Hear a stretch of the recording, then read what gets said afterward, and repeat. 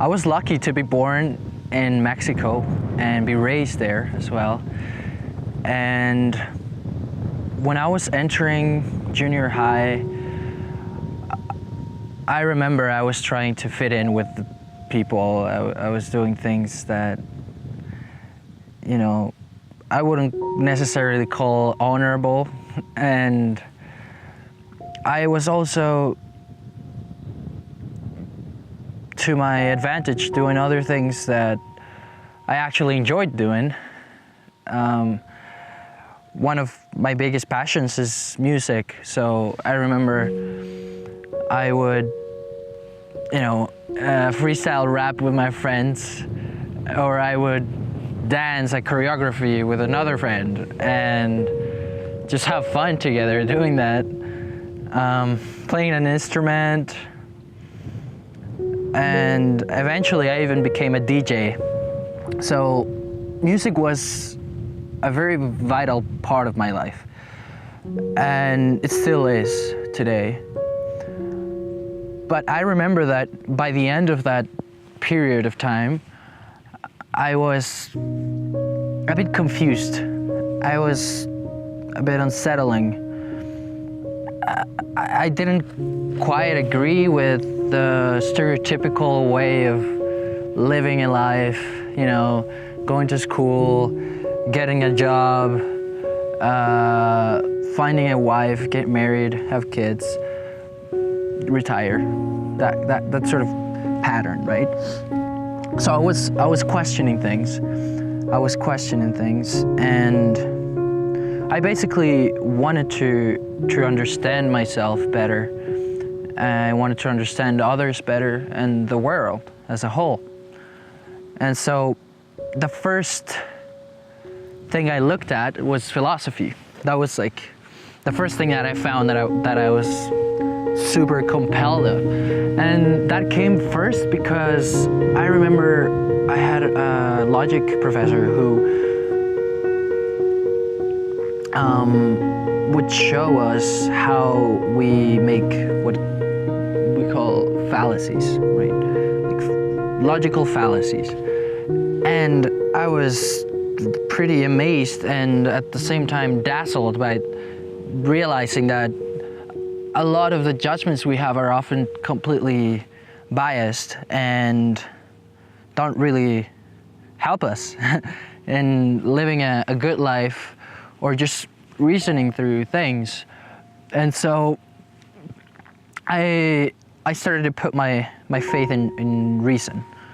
And I remember I would read philosophy and try to put things together and sort myself out and kind of get a perspective of reality that was consistent with what I knew and what I was perceiving.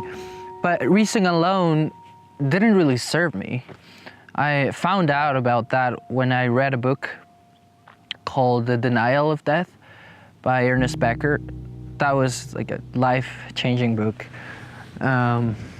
because it touched on an aspect of life that couldn't really be addressed with reason alone or science. There was something about experiencing life in nature, with people, with music, with art, that I couldn't really account for it with science or anything like that. So I was like, okay, I need to do something about this. This is not helping. I really want to make sense of these things.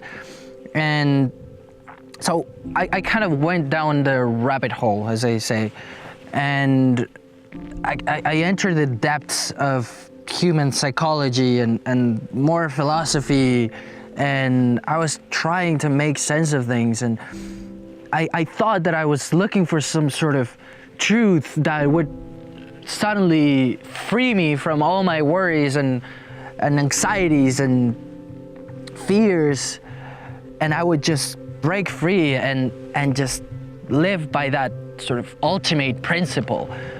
And so it didn't really come that way, but I did find a lot of compelling answers. At some point I decided to study neuroscience.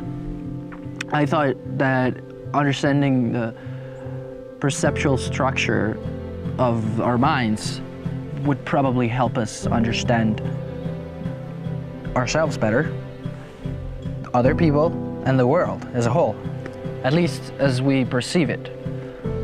And so I'm still studying that, and I love it. And you know, I realized that by talking with people, I was not alone in this sort of worry and sort of search for answers and for finding my place in the world. And even more increasingly today, I start seeing how hyper-connected we are with the rest of the world, and yet inside of us, there's just darkness. There's not so much to connect to. And we're not even connecting for real with people a lot of times. And so we struggle with finding meaning in our lives. That's basically what I realized that was happening here.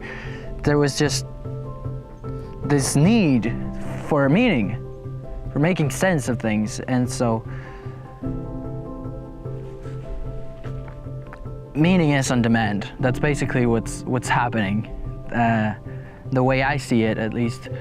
And so what I want to do with this project is convey messages that talk about these things. You know, I'm gonna be touching on work of people like Jordan Peterson, like Viktor Frankl, Ernest Becker, Sam Harris, and other amazing thinkers that have amazingly influenced me. So if that's something you're interested in and you want to join the conversation, make sure you follow me, you subscribe, you know the deal. And so yeah, stay tuned and until next time.